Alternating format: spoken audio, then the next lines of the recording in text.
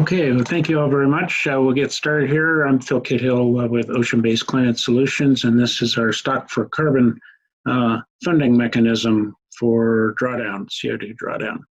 And this came about, this little graph picture came off the internet. I can't remember where. Pile of carbon 2.5 miles high, need to remove it every day for 100 years to solve sustainability. World needs negative emissions. Yes, we do. I can't calculate this the same way. I get 3 months, but it doesn't matter. It's huge.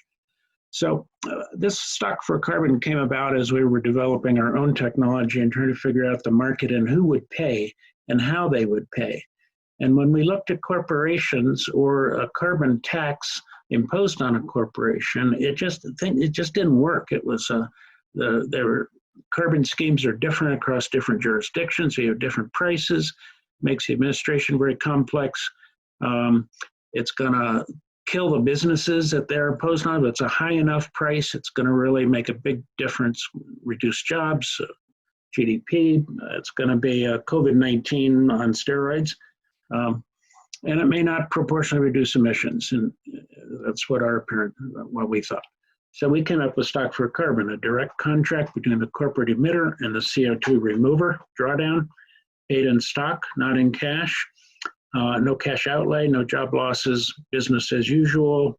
Corporation continues to invest in new products, market share, growth, whatever. The shareholders are diluted, but they recover that dilution quickly from the higher rating, ESG rating, as the corporation becomes more sustainable because they actually are reducing their CO2 footprint and becoming possibly net negative CO2. And the corporation has these strategic and marketing advantages, bragging rights, and so on. So that's what we've been working on as a business model to fund our technology. And how much do you need? This was in the email that we sent out. 40 gigatons for 80 years is what Klaus Lackner says. If you take $100 a ton, you're talking $320 trillion. It's a big hit. Around 5% almost of GDP based on current numbers. The Stern report back in 2006 said 1% would be the cost of solving climate change if you acted then, and up to 20% if you don't do anything. And we're more in the doing nothing stage right now. So we want to go to the stock markets, so companies listed on the markets, and have them pay in stock rather than cash. And you can see the market cap of the major top 10 is quite substantial, $64 trillion market cap with almost 30,000 companies. And these companies have started to come up to the plate. Microsoft carbon negative by 2030 and draw down all their emissions, going back to when Bill Gates was working in a garage in Albuquerque after that. And Amazon, Starbucks, Stripe, and others. So we think the time is right for this. And here's a case study using public data that we've gathered off different information for 3M Corporation, based in Minnesota. Here's a snapshot, 32 billion net sales last year, 96,000 employees, 200 facilities across 70 different countries, 55,000 products. Can you imagine the logistical issues with producing 55,000 different products? 1.9 billion R&D, and they claim that a third of their sales come from products that were created in the last 5 years. So they're really heavy into creating new value, new products. They scored pretty well on CDP, B in the last 2 years, A minus before that. I'm not sure why it dropped, but nonetheless, they're in the top ranked companies for dealing with their CO2 emissions. And here's their energy use and actual emissions data. Energy use has come down from 1,300 to below 1,000 BTUs per billion sales. Their Scope 1 and Scope 2 emissions in 2002 were 18 million metric tons, and they're down under 6 million metric tons today. And index for sales, similarly, a substantial drop when you take into account their growth. So we've taken these numbers and taken a 5-year trend, actual data, and then trended it out into the future for the baseline to showcase how this program would work. And so you can see the 6 million tons of CO2, scope 1 and 2, in the black bars, actual, and then the blue bars, the projected, increasing slightly over the time period. And they've also, looking at their cash, they've spent $59 million for capital projects related to the environment. So it's not like they're not putting resources into this, but they're going to need to do more. And here is their cash position and working capital over the last 5 years.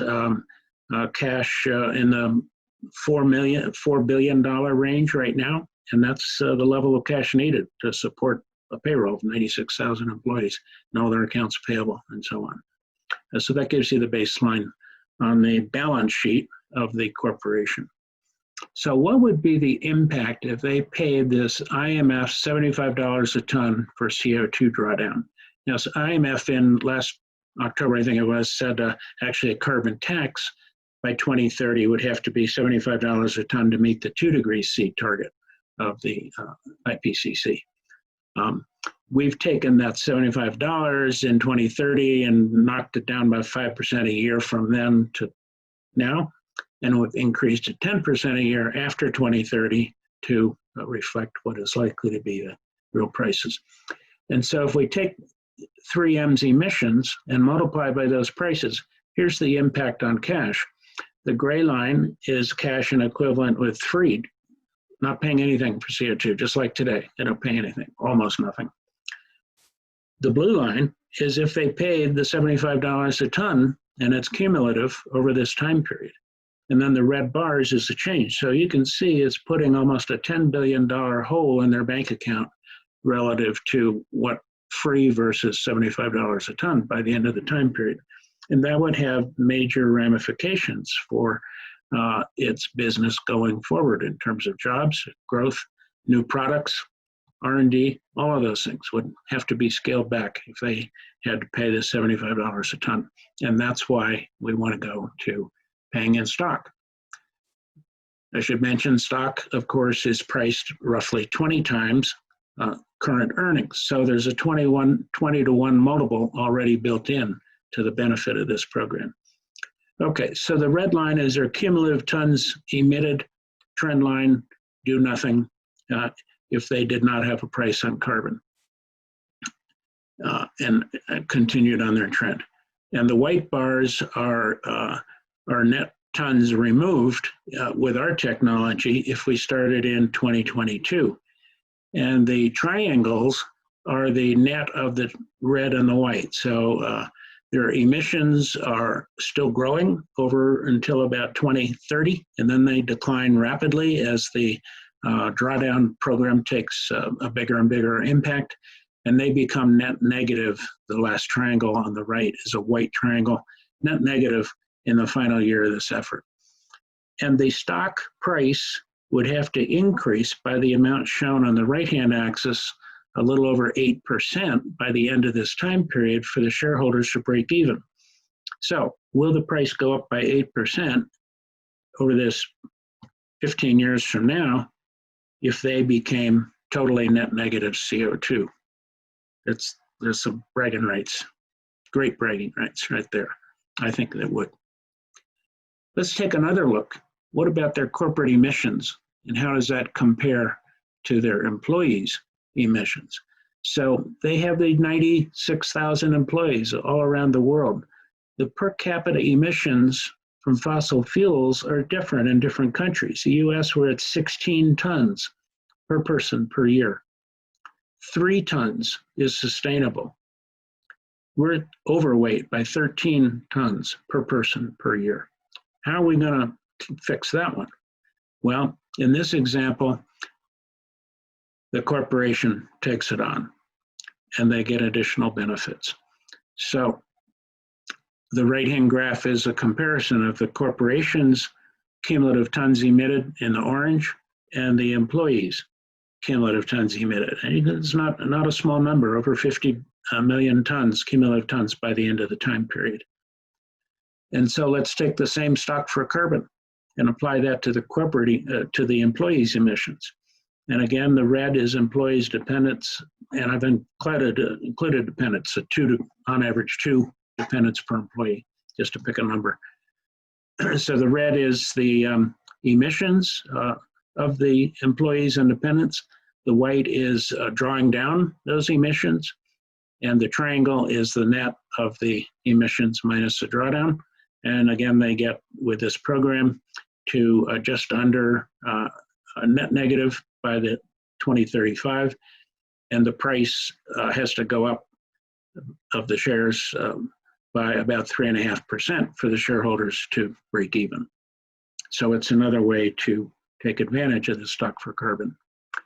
And here's ambition examples. There's two ambitions that we've characterized here. One is a look back year, and the other is the employee dependent sustainability, which is an option the corporation could consider. And so the look back year, we said, well, what if they went back to 2015 and actually draw down old emissions prior to the current year when the program started, or if they started in 2022. And the break-even stock price, you can see there, 8.4% for 2015 versus 5.7% price increase needed to break even if they started in the 2022 to 2035. And then similarly for the employees' independence emission reduction opportunity, the break-even stock price to become net negative for the employees, 3.4 versus 2.4. The total of the two programs for the most ambitious 2015 look back, 11.8%, or the 2022 program start, 8.1%.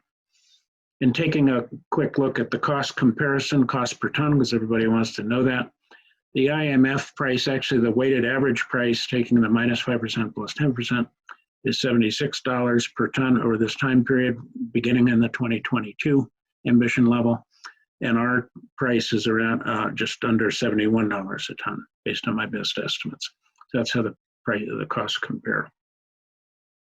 So thank you very much. Open to discussion and any of your questions. Thank you.